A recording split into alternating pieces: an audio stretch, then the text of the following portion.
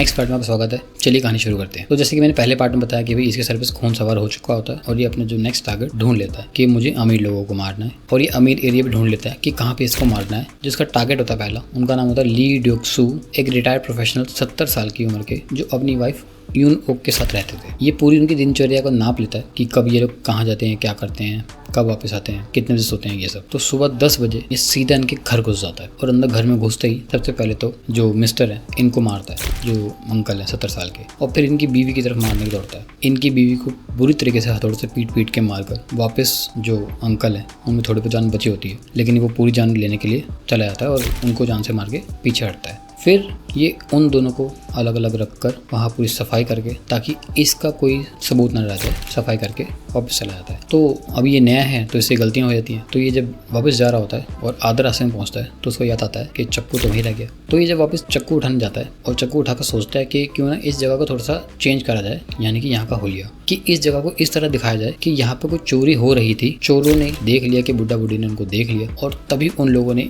इन दोनों को मार दिया और फिर भाग गए। और फिर ये सोच के वो अपना चक्कू उठाकर आसपास सामान बिखेर बिखोर के अलमारी वाले खोलकर चला जाता है। पड़ोसियों के थ्रू पुलिस को पता चलता है कि यहाँ पे कोई खून वून हुआ है, तो पुलिस आती है और पुलिस चेकिंग करती है, आसपास देखती है कि 20 सामान बिखरा हुआ है, अलमारियां खुली हुई हैं, हर जगह खोला खाली हो रखी है, ड्रॉर्स खुले हुए हैं। पुलिस को शक होता है कि चोरी हुई है, लेकिन जब डिटेक्टिव ध्यान से देखते हैं तो पता चलता है कि चोरी का तरीका लग तो रहा है, ड्रॉर खुले हुए हैं, अलमारियां खुली हुई हैं, सब कुछ हो रखा है, लेकिन कुछ भी चुराया नहीं गया। तो उन लोगों को शक हो जाता है कि ये असल में मर्डर था, लेकिन इसको चोरी वाले केस में दबाया जा रहा है। तो वहां पर उनको एक और चीज़ मिल जाती है, वो होता है इसके पैरों के निशान, यानी जूतों का फुटप्रिंट, और वो संभाल के रख लेते हैं कि ये बंदा ढूंढना पड़ेगा हमको। अब पुलिस जो है वो अपने तरीके से छानबीन कर रही है, वो अपने डेटाबेस में ढूंढ रही है कि हमारा ऐसा कौन सा क्रिमिनल टाइप का बंदा था जो खून में इन्वॉल्व है, चोरी में इन्वॉल्व है, ऐसे। लेकिन ये बाहर घूम रहा है और अपना नेक्स्ट टारगेट ढूंढ रहा है, और नेक्स्ट टारगेट इसको मिल जाता है अक्टूबर 9 सन 2003। इस बार एक नया अमीर एरिया होता है, गुगी डोंग नाम का एक एरिया है, अमीर लोगों का, एलाइट टाइप का समझ लो, और वहाँ पर एक नई फैमिली को ढूंढ लेता है, टारगेट फैमिली जिसको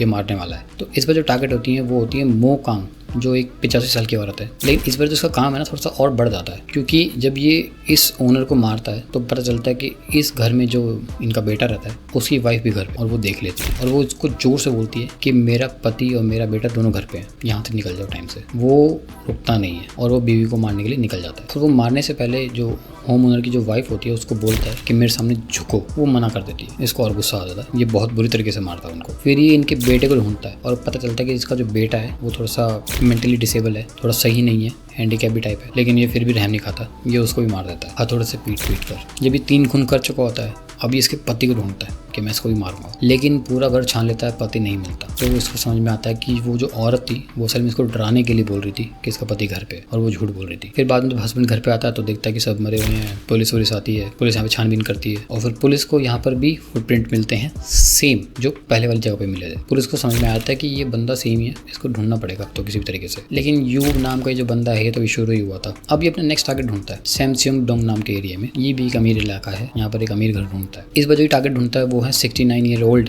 जून ही नाम की औरत। सेम वही तरीका, एकदम से घर में घुस जाता है और उनको बोलता है कि बाथरूम में चलो। वो डरते डरते बाथरूम में जाती है और वहां पर ये उनको काट पीट देता है और फिर वो मरने की हालत में उनको छोड़ देता है, और इसके अकॉर्डिंग वो मर भी जाती है। लेकिन जब बाद में उस औरत का बेटा घर पे आता है तो देखता अपनी माँ की ऐसी हालत, तो फटाफट से पुलिस को और एम्बुलेंस को फोन करता है। लक बाय चांस वो आंटी बच जाती है और पुलिस जो है वो अपने रेगुलर काम में लग जाती है, सबूत जुटाना एंड ऑल। वहाँ पर भी उनको सेम फुटप्रिंट मिल जाते हैं। पुलिस को समझ में आ जाता है फुटप्रिंट देख के, और वो पुलिस अपनी जो नॉर्मल तरीके से छानबीन में लग जाती है। जो आंटी है उनको हॉस्पिटलाइज करा जाता है, वो हॉस्पिटल में जाती हैं, उनका थोड़ा बहुत इलाज चल रहा होता है, लेकिन काफ़ी सारा खून बहने से और ऑर्गन्स डैमेज होने की वजह से वो मर जाती हैं, वो नहीं बच पाती। पुलिस को लगा था कि शायद कोई सुराग मिल जाएगा, लेकिन वो नहीं मिल पाता है, क्योंकि आंटी अगर जिंदा रहती तो वो हुलिया बता पाती कि वो किस टाइम आया था, कैसे आया था, लेकिन नो लक। लेकिन जब इतने खून हो रहे हैं तो भाई मीडिया को तो पता चलेगा, तो मीडिया और पुलिस ना क्या करते हैं, एक एरिया नाप लेते हैं, इस और इस एरिया में खून हुए हैं, दैट मीन्स जो बंदा है जो खूनी है वो आसपास के एरिया का है। लेकिन ये न्यूज़ सुनकर लोगों में थोड़ी सी दहशत बन जाती है,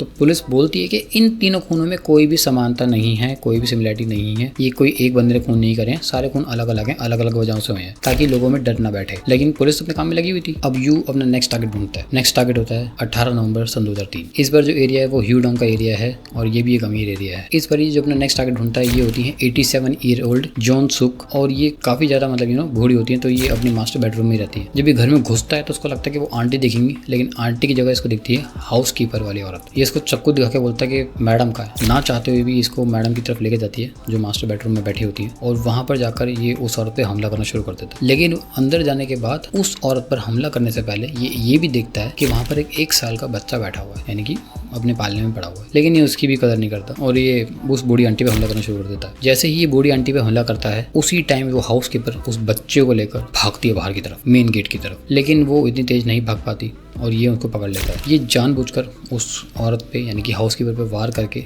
उसको साइड कर देता है। बच्चे को रोता हुआ गेट के पास छोड़ देता है, मेन गेट पे, ताकि पड़ोसियों को लगे कि बच्चा रो रहा है, अंदर कुछ बात हो रही है, और फिर दोनों को मार देता है। लेकिन हाथापाई के दौरान इसको भी थोड़ी बहुत चोट लग जाती है और इसका भी थोड़ा खून वून निकल जाता है। जब ये सफाई कर रहा होता है तो उसको दिखता है कि इसका भी खून वून निकल गया और वो यहाँ पर फैल चुका है थोड़ा बहुत अलग अलग जगह पर। तो अब इसको लगता है कि अब क्या करा जाए, कितना साफ करेगा ये, तो ये उस जगह को आग लगा देता है और आग लगाकर चला जाता है। बच्चे समेत उस जगह को आग लगा देता है। लेकिन जब ये बाहर निकलता है ना तो थोड़ी दूर से उस जगह को जलते हुए देखता है, और ये जिस जगह पे खड़ा होता है ना उस जगह के पीछे एक सीसीटीवी होता है, वहां से इसकी फोटो आ जाती है बैक साइड से। पुलिस जब इन्वेस्टिगेशन करती है तो उसको पता चलता है कि जो आंटी हैं और जो वो हाउस कीपर वाली औरत है वो दोनों मर चुकी हैं। वो बच्चे को चेक करवाती पता चलता है भगवान की दुआ से वो बच्चा बच जाता है और वो उसके रिश्तेदारों के पास छोड़ दिया जाता है। लेकिन जब पुलिस सीसीटीवी की फुटेज चेक करती है तो उनको उनका पहला सीरियल किलर का जो फोटो है वो दिख जाता है, सबूत दिख जाता है। पीछे से ये जो फोटो देख रही है वहीं की उस टाइम की सीसीटीवी फुटेज की जो फोटो है, जहां से उनको सबूत मिलता है कि इसने जो स्वेटर पहन रखा है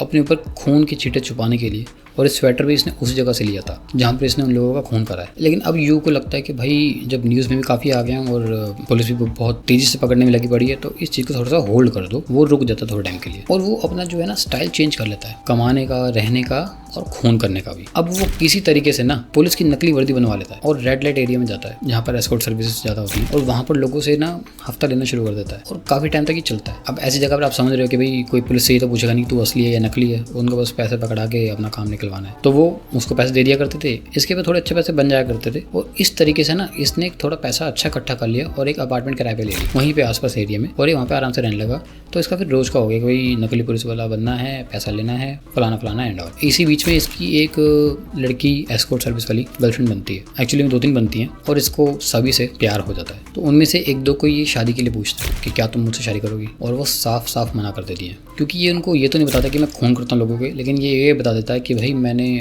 पहले टाइम पे थोड़ा बहुत जेल टाइम देखा है एंड ऑल। तो वो साफ मना कर देती है कि भैया इतना शेडी पास वाले इंसान से तो मैं शादी नहीं कर सकती। तो इसका दिमाग खराब फिर से हो जाता है। अब ये जो लड़की की ना है ना, ये इसके यहाँ और दिल दोनों में लग जाती है। तो अब इसका नेक्स्ट टारगेट होता है एस्कॉर्ट सर्विस वाली लड़कियों को मारना। बाकी वीडियो नेक्स्ट पार्ट के अंदर दोस्तों, जो नेक्स्ट पार्ट की वीडियो है वो यहाँ पे आपको लिंक आ रहा होगा, आप यहाँ से देख सकते हैं। एंड अगर वीडियो अच्छी लगी हो तो लाइक और सब्सक्राइब करके जाना, ताकि मैं और ऐसी और अच्छी वीडियोस बना सकूं, और आप लोग मेरे साथ देना। शुक्रिया, धन्यवाद। मिलते हैं नेक्स्ट वीडियो के अंदर।